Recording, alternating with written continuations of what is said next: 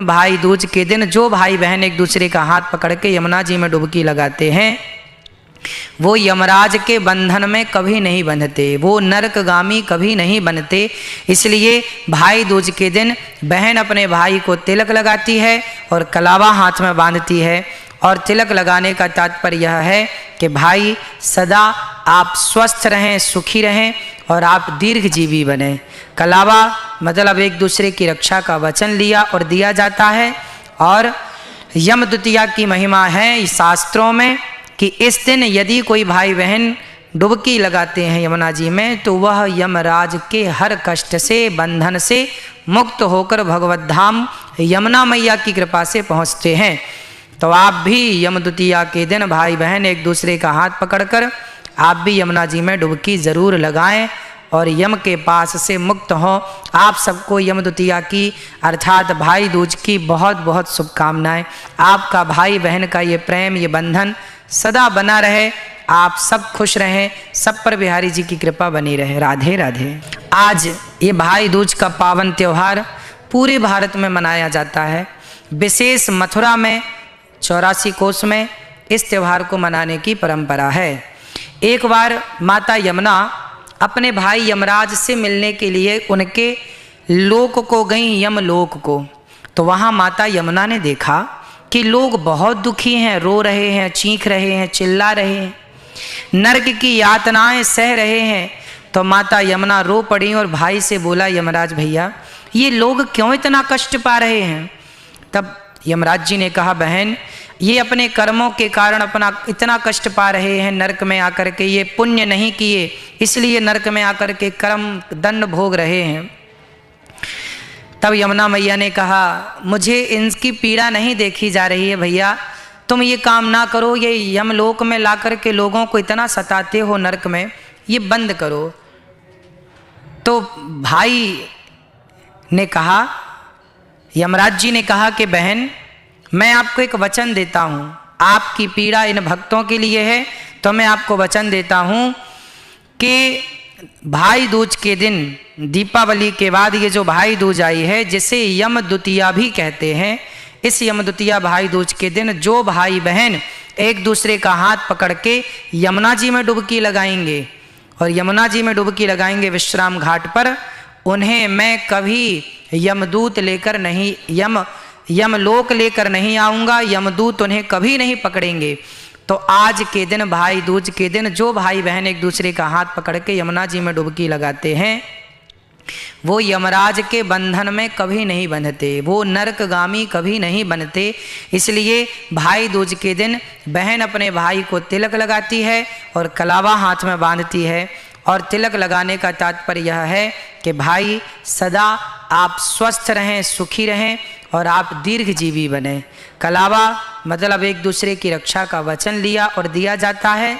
और यम द्वितीया की महिमा है शास्त्रों में कि इस दिन यदि कोई भाई बहन डुबकी लगाते हैं यमुना जी में तो वह यमराज के हर कष्ट से, बंधन से मुक्त होकर भगवत धाम यमुना मैया की कृपा से पहुँचते हैं।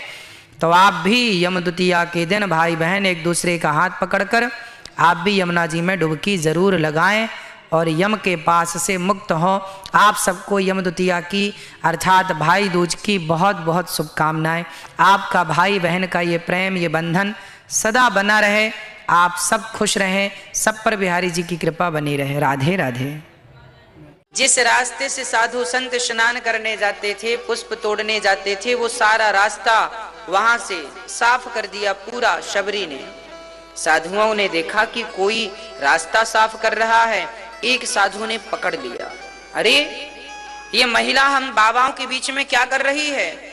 मतंग जी के आश्रम, मतंग जी गुरु जी थे, ले गए, देखो गुरु जी ये महिला है। मतंग जी ने पूछा, बेटी तुम कौन हो? बाबा मैं शबरी हूं। अच्छा तुम्हारा नाम शबरी है? हाँ। शबरी का अर्थ क्या है?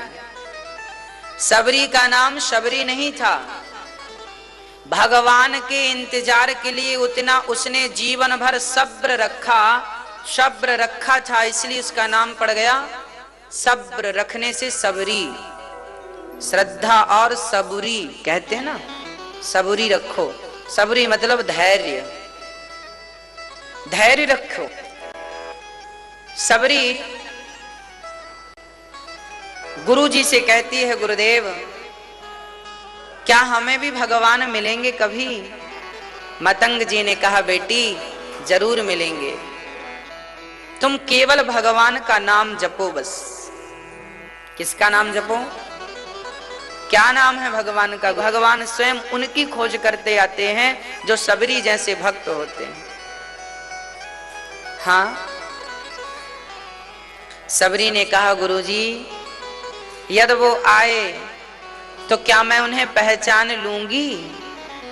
सबरी से गुरु जी ने कहा, बेटा ये चिंता भी तुम्हें नहीं करना, तुम उन्हें मत पहचानना, वो ही तुम्हें पहचान लेंगे। अर्थ यह है कि जब हमारे हृदय में अत्यधिक प्रेम, जब हमारा भगवान के चरणों में क्या हो जाए? प्रेम हो जाए। अत्यधिक प्रेम भगवान से हो और किसी से ना हो। जैसे एक स्त्री ससुराल गई तो उसने अपनी सेवा से सास को प्रसन्न कर लिया, ससुर को प्रसन्न कर लिया, घर परिवार में जितने लोग थे, ननद थी, जिठानी थी, अपनी सेवा से सबको खुश कर लिया, सबका प्रेम पाया, पर उसके पति से प्रेम हुआ ही नहीं। बाकी सबसे प्रेम करती है पर भगवान से प्रेम नहीं किया तो सबसे प्रेम करना बेकार हो गया।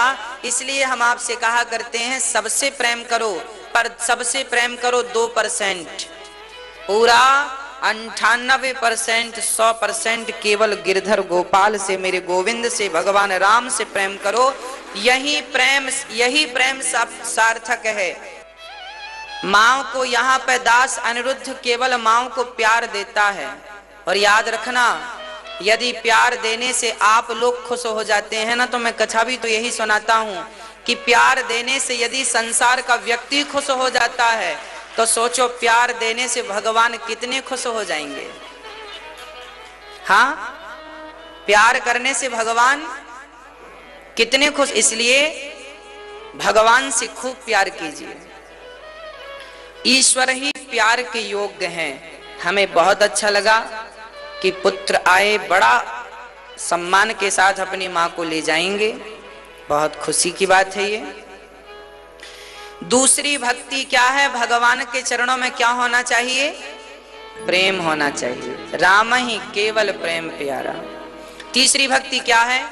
गुरुपद पंकज सेवा, तीसरी भक्ति अमान। तीसरी भक्ति क्या है? गुरुपद पंकज सेवा। गुरु जी के चरणों में प्रेम हो और गुरुजनों का सम्मान हो, गुरुजनों की सेवा हो।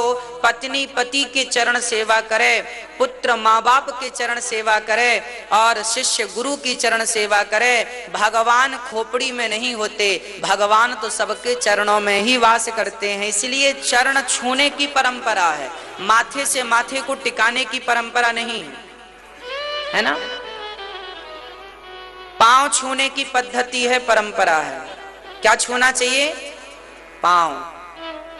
इसलिए इन्होंने देखा बंदर पत्थर दे रहा है तो इन्होंने पत्थर लिया और सोचा बंदर है, मैंने मदद की है, तो फेंक दिया। बंदर ने फिर उठा कर दिया, फिर फेंक दिया, बंदर ने फिर उठा कर दिया। तो अब की बार इन्होंने अपने जेब में रख लिया और जेब में रख लिया। बंदर चला गया। कुछ दूर आगे जाके उन्होंने पत्थर को फिर से निकाल के, उनको लगा पत्थर है, पत्थर फेंक दिया। आगे वो सुपारी खाते थे, सुपारी खाने की उनकी तो सरौता होता ना सुपारी काटने का, तो वो छोटी सी सरौतिया अपने जेबा में रखे थे। तो आगे उन्होंने सुपारी खाने के लिए वो सरौता निकाले, तो वो चूंकि वो पत्थर उसी जेब में रखा था और वो पारस मणि थी जो बंदर ने दिया था। वो क्या था? पारस मणि थी। और उन्होंने जब सरौतिया निकाली तो वो सरौता जो था सोने का हो गया। अब इन्होंने देखा भगवान ये सोना अब बहुत ढूंढा पर कहां मिलने को रहा है ना। अच्छा, पारसमणि क्या होती है? उस बंदर ने, वो कोई सामान्य बंदर नहीं, अरे हम तो ये कहें कि सामान्य बंदर है। चलो, आप जब किसी की मदद करते हैं, उठा कर दे देना आपको, तो यह पुष्प ही पारसमणि बन। पारसमणि कोई होती नहीं है, एक पत्थर ही होता है सामान्य सा, पर वो जब गुरुजनों के हाथ से, जब आपने से बगीचे से तोड़ा था तब ये फूल था, पर अब भागवत जी में चढ़ने के बाद जब मैंने आपको वापस किया तो ये पुष्प नहीं रहा, ये प्रसाद बन गया। मिठाई तब तक मिठाई होती है जब तक वो आपके हाथ में होती है, जब भगवान को समर्पित हो जाती है तो वो मिठाई प्रसाद बन जाती है। ऐसे कोई भी पत्थर उठाकर कोई संत जन अपने हाथ से प्रदान कर दें, वो पत्थर ही पारसमणि बन जाता है। इसलिए कोई पत्थर आजकल पारसमणियां नहीं है, क्योंकि पहले लोग सेवा करते थे, सेवा करने से ऋषि मुनि प्रसन्न होकर एक पत्थर ही उठाकर दे देते थे, वही उसकी पारसमणि हुआ करती थी। वो जिस पर घिस देता था वो सोना हो जाता था। माँ बाप ही पारस होते हैं, जिसको आशीर्वाद दे देना वो बेटा सोना हो जाता है। गुरु पारस होते हैं, जिसके सिर पर कृपा का हाथ रख दिया वो चेला सोना हो जाता। आप पहचानते ही नहीं लोग, तो हम क्या करें। तीसरी भक्ति है मेरी मां, गुरुपद पंकज सेवा, तीसरी भगति अमान, चौथी भगति गुणगन करहि कपट तजिगान। भगवान का गुणगान करना चौथी भक्ति है। भगवान का गुणगान करना चौथी भक्ति। भगवान की कथा सुनाना, पहले तो कथा सुनो, फिर अपने पड़ोसियों को, रिश्तेदारों को, आसपास के लोगों को, बच्चों को कथा सुनाओ। कथा सुनाने से क्या होगा? बच्चों को कथा सुनने के संस्कार बनेंगे और आपकी भी वाणी, आपका घर शुद्ध होगा कथा सुनाने से। जब भी बैठो तो पंचायत ना किया करो पड़ोसी पड़ोसन, क्या करना हमारा पड़ोसी कैसा है, क्या करना हमारा वो व्यक्ति। अरे आप अपने से मतलब रखा करो, निंदा चुगली में समय ना गवाया करो। जो समय व्यर्थ की बातों में चला गया वो समय भगवान के भजन में भी तो जा सकता था, भगवान की स्मृति स्मरण में भी तो जा सकता था। तो क्या हमें करना क्या है कि पड़ोसी कैसा है, क्या करना हमें? आप अपना कैसे हो ये देखो। हम ही कोई कम बुरे हैं कि हम दूसरों की बुराइयां बताएं? हम ही बुरे हैं। हम क्या कहें कि ये आदमी बुरा है, हम क्या कहें कि ये स्त्री बुरी है? अरे हम ही बुरे हैं। बुरा जो देखन मैं चला, बुरा ना मिलिया कोई, जो दिल खोजा आपनो हमसे बुरा ना। हम ही बुरे हैं। हम क्या कहें कि आप बुरे हैं? हम किस जिह्वा से कहें कि आप बुरे हैं? हम ही बुरे हैं। हमारी बुराइयां खत्म हो जाएं तो हम आपकी बुराइयां देखें कि आप में बुराइयां। लोगों का, कुछ लोगों का काम ही होता है लोगों की बुराइयां देखना। क्यों? जितना समय तुमने दूसरों के पांव पकड़ के खींचने में लगाया है, उतना समय अपने आप को सफल बनाने में लगाया होता तो आज तुम सफल व्यक्ति होते।